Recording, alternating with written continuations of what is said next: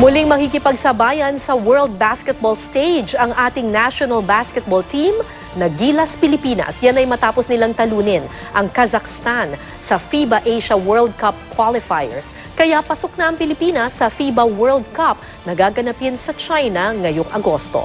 May report si Chino Trinidad.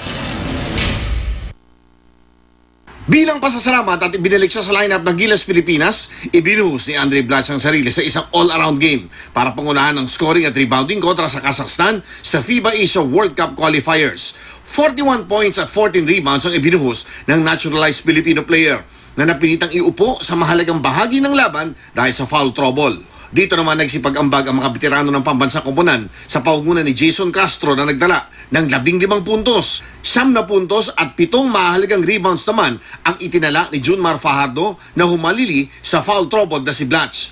Final score, Pilipinas 93, Kazakhstan 75. At dahil sa panalo ng South Korea kontra sa Lebanon sa kasabay na laro, nakuha ng Pilipinas ang best 4th place sa Group F kasama ang ticket sa FIBA World Cup 2019 na magbubukas sa Agosto 30 sa China.